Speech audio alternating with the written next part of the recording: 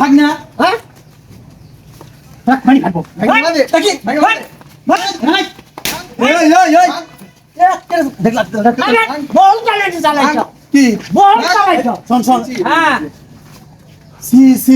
তোর এত অধপতন হয়েছে কি করতেছিস? 15টা বছর যা পারছে তাই করেছে। 15 বছর যা পারছে তাই করছে। আর 15 বছর পরে আবার তোমার রূপ আবার দেখাচ্ছ যে আমরা একদিন না খাই আসছিলাম, এখন আমরা পাইছি ক্ষমতা, এখন আমরা আমার আসল রূপ দেখো। চোর গেছে ডাকাতি আসতেছিস, চোর চুরি করে গেছে আবার তোর ডাকাতি করতে আসতেছিস। সি সি সি সি সি কেরে ওরা ভুল করছে তাই তুই ভুল করবো? কুকুর যদি তোর পায়ে কামড় দেয় তাহলে কি তুই কামড় দেবো? কামড় দিব? আর তোরা কি ক্ষমতা পাইছিস?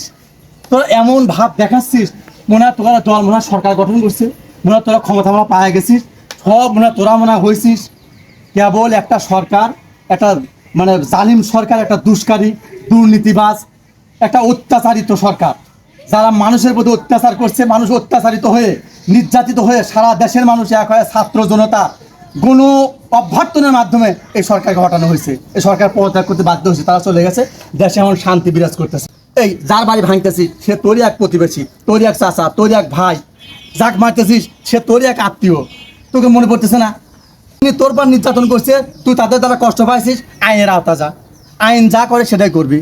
আইন কিন্তু নিজের হাতে তুলে নেবো, আইন নিজের হাতে তুলে নেওয়া যাবে না। এই দেশ সোনার দেশ, এই দেশ স্বাধীন হয়েছে, আমরা অশান্তি ছিল দেশটা, আমরা শান্তি নিয়ে আসছি, ছাত্ররা শান্তি নিয়ে আসছে। ছাত্র আন্দোলনের মাধ্যমে আজকে শান্তি দেশে প্রতিষ্ঠিত হয়েছে। এবং এই দেশ যারা পরিচালনা করবি, সোনার দেশ, সোনার মানুষ দ্বারা পরিচালিত হবি, এবং যারা সোনার মানুষ তারাই দেশ পরিচালনা করবি। সুতরাং কোনো দুষ্কৃতিকারী, কোনো দুর্নীতিবাজ, কোনো ঘুষখোর, কোনো চাঁদাবাজি, ওরা চাঁদা নিয়ে গেছে ওই জায়গায় তুমি আবার ডুব দেবাতা তারা দিয়েছে, মানে আমরা আছি এখন, মানে ওরা গেছে আবার তোরা আসছে। তোর রূপ দেখাচ্ছিস, তোর আসল চরিত্র, তোরা যে শয়তান বদমাইশ, তোরাও যে দেশে অশান্তি করবু তার বাস্তব জ্বলন্ত প্রমাণ সারা দেশে আজকে শুরু করছে। তোরা না তো এই সুযোগ নিচ্ছে কিন্তু তৃতীয় পক্ষ, তোরা দুজন যাই আসিস, তোরাও আসিস সাথে তৃতীয় পক্ষ, যারা হলো দেশে অশান্তি চাচ্ছে, দেশটা যাতে বহির্বিশ্ব যাতে মনে করে যে ও দেশে তো আরও অশান্তি বেশি লেগে গেছে, তোরা সেই ষড়যন্ত্র করতেছিস। সুতরাং এই ষড়যন্ত্র কখনো হবে দেবো না। দেশ শান্তি হচ্ছে, শান্তি থাকবে, এবং শান্তি চাই। সুষ্ঠু নির্বাচন, সুন্দর নির্বাচন হয়, যারা নির্বাচিত যারা হবি, যারা জনগণের প্রতিনিধিত্ব করবি, তারা হবি সৎ, নির্ভীক, ন্যায়পরায়ণ, আল্লাহ ভীরু, এবং দেশটা সুন্দর করে পরিচালনা করবে। দেশের শান্তি আর শান্তি, সোনার বাংলাদেশ, সোনালী বাংলাদেশ হবে। তখন মানুষ রাস্তা দিয়ে হাঁটে গেলে বড় লক্ষ টাকা পড়ে থাকলে যেন মানুষ সেই টাকা দিকে যেন না তাকায়, এরকম পরিবেশ করে সুন্দর করে দেশ পরিচালনা করবো আমরা। তোরা মনে করিস না যে তোদের হাতে ক্ষমতা দিয়া একজনের তারাছি আবার আর একজনের ক্ষমতা দেবো, আর তোরা ক্ষমতা পাইছিস ক্ষমতা দেবো, তা মনে করিস না। সাবধান হয়ে যাস, কয়ে দিলাম, সাবধান হয়ে যাস। যা বদমাইশের বদমাইশ, বাপরে বাপ, প্রতিশোধ দিতে যাই। শোন আর একটা কথা বলি, শোন, প্রতিশোধ লিবু।